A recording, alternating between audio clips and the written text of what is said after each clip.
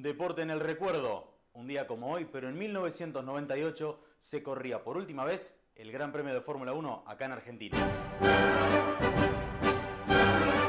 Fue, claro, un 12 de abril de 1998. Pero antes de meternos en la carrera, un poco de contexto.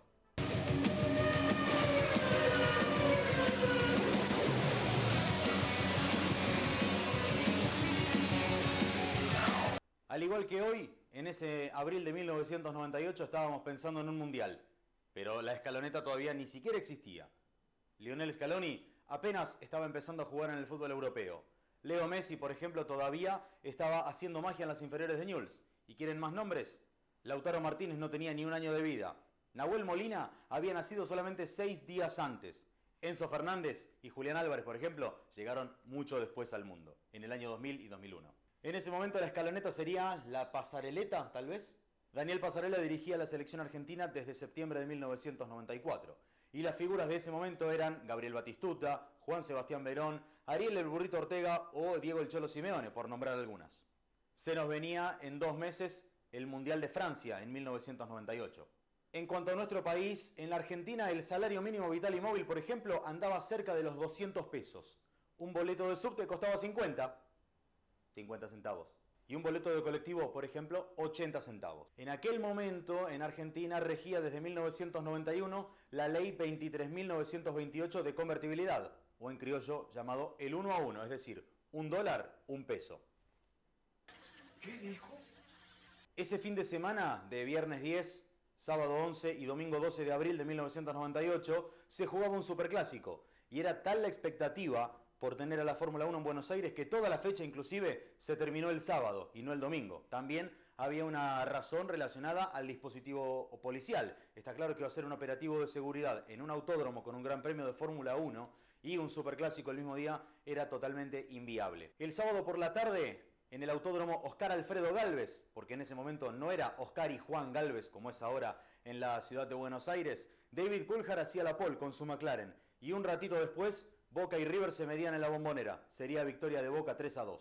Palermo, estaba salvando a Ayala, después la Torre y ahora Solano. El arquero de Palermo.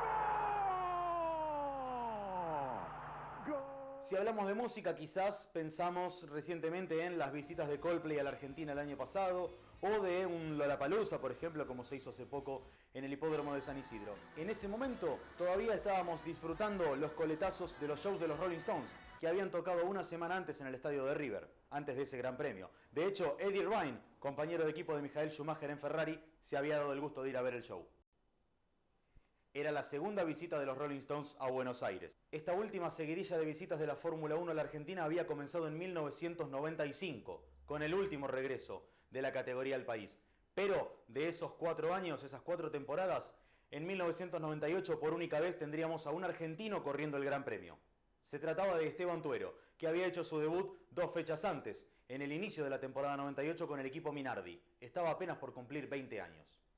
El sábado la clasificación la había dominado el McLaren de Coulthard, pero apenitas atrás estaba, quién si no, el ídolo de Ferrari, Michael Schumacher, que además era quizás el gran ídolo de los argentinos en ese momento en ese Gran Premio. Detrás había quedado clasificado Mika Häkkinen con el otro McLaren y cuarto alargaba Eddie Irvine con la Ferrari. Los McLaren habían ganado en los primeros 2 grandes premios del año, en Australia y en Brasil, y en Argentina eran absolutamente candidatos, pero Schumacher tenía todo el empuje del público argentino. En la largada del Gran Premio, Coulthard defendió muy bien la punta, Schumacher quedó relegado con Häkkinen y los 2 McLaren se iban escapando del piloto de Ferrari en las primeras vueltas. Metros después, finalmente Schumacher iba a alcanzar a Häkkinen y se iba a acercar peligrosamente a Coulthard. Habían cumplido solamente 4 vueltas de carrera, es decir, menos de 10 minutos de competencia, y Schumacher, con roce incluido, superaba a Coulthard y se ponía primero en el Gran Premio de Argentina. En esa carrera Schumacher había hecho una estrategia un poco más ofensiva, más arriesgada, es decir, hacer 2 paradas en boxes. En esa época en la Fórmula 1 se hacía cambio de neumáticos y también se cargaba combustible. Por lo tanto, un auto podía tener algo menos de combustible encima, pero también, al estar con muchos menos kilos de peso, ser mucho más veloz en pista. A eso apostó Schumacher contra Häkkinen, que había decidido ir a una sola detención en boxes.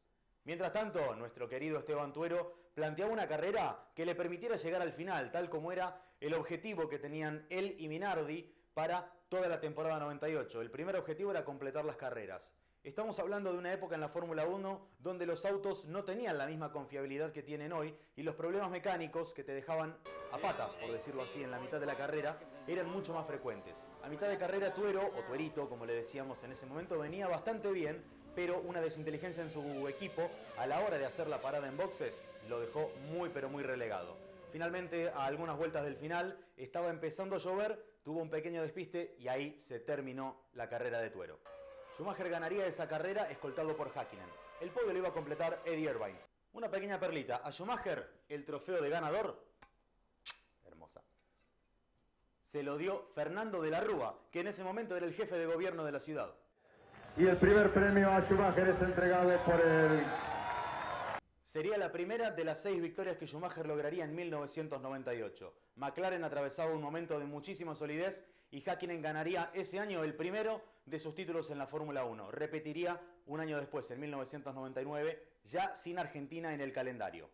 Esa fue la última vez que la Fórmula 1 corrió en nuestro país. Se han hecho algunos intentos y se han tirado rumores como reformas en el Autódromo de Buenos Aires que nos permitieran traer otra vez a la Fórmula 1. Alguna vez Termas de Río Hondo, con su muy buen autódromo y muy competitivo, también proyectó querer traer un gran premio. Alguna vez Matías Lamens, como ministro de Turismo, intentó enviar un proyecto, y también aquel recordado anuncio en 2012 de que venía la Fórmula 1 a un callejero en Mar del Plata, algo que quedó totalmente en los papeles y en los títulos. En la actualidad, con todas las variables económicas que conocemos en la Argentina y todas las dificultades, parece ser totalmente utópico pensar en un gran premio, pero ¿quién nos quitará la ilusión de que alguna vez vuelva a la Fórmula 1?